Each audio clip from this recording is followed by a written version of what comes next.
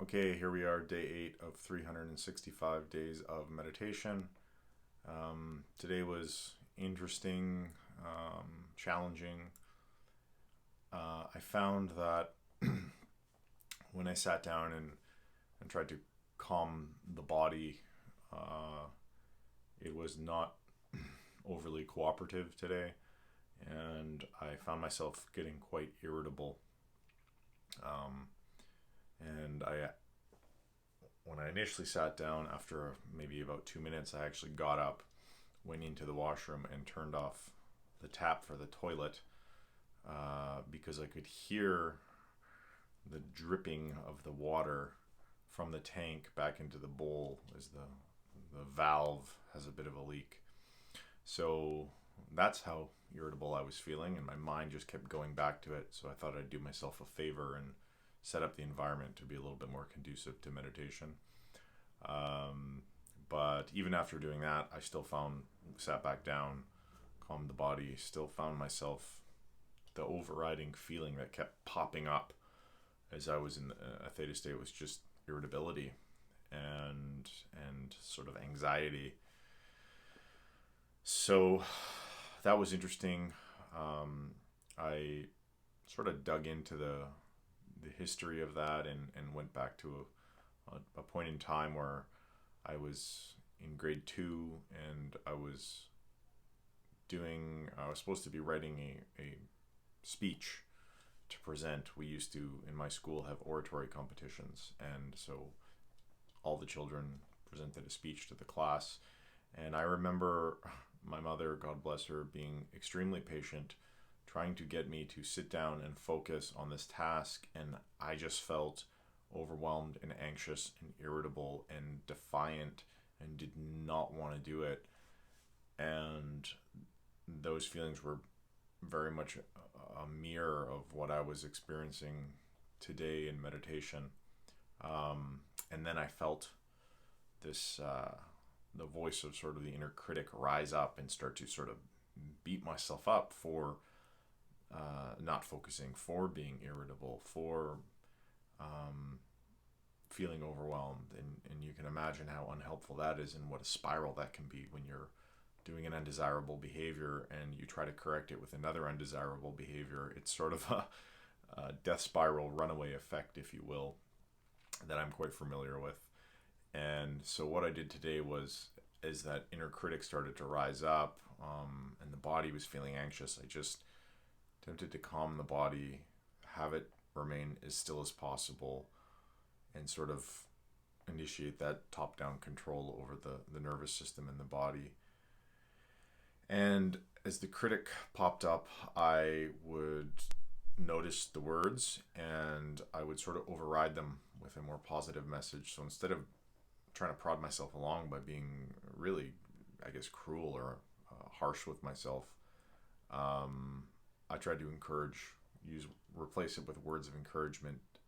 Um, like, it's okay. We've got this. We can focus. It's all right if you're feeling a little overwhelmed. That sort of thing. Just keep the dialogue positive, because if it's negative, it's not helpful at all, and it's only going to exacerbate the problem and the feelings of anxiety and overwhelm. So that was the experience of meditation today, and I had really hoped that throughout the duration of this entire 365 days that I would not get up from a meditation until I sort of felt a sense of like a feeling of sort of love and compassion for myself. But today was definitely difficult. I had little glimpses of it. I wouldn't describe it as sort of an overwhelming sense of self-love.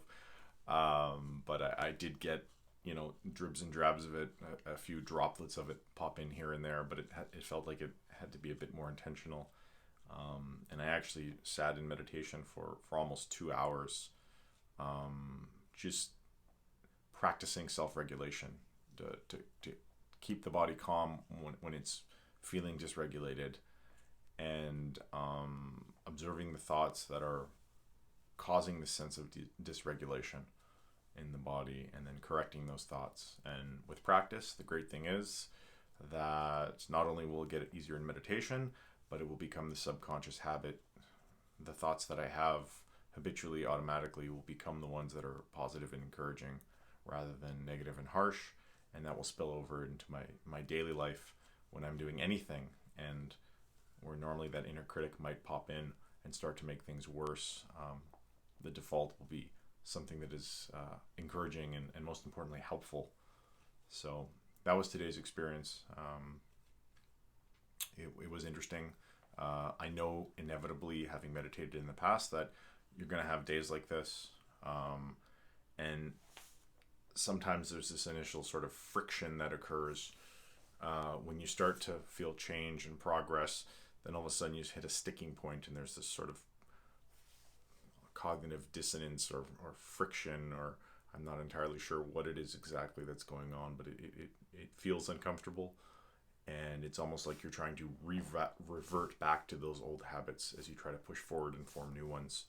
So if you're in that stage, you're going to have a breakthrough on the other side of it. Just keep going. If you are meditating, keep going, keep going. They're not all masterpieces. I've said it before, I'll say it again. And lastly, if you are struggling with your mental health, if you are worrying excessively about the future, if you're obsessing about things, if you are ruminating about the past, if you are disturbed by your thoughts or distressed by your thoughts, or feel sort of emotionally overwhelmed and it's negatively impacting your quality of life, talk to somebody about it. Talk to somebody. It's the absolute best thing you can do to help yourself, and in doing so you'll help remove the stigma so that others feel more comfortable to talk about it and seek the help that they need as well. So that's it. Have a wonderful day. Take care of yourself. Thank you for watching.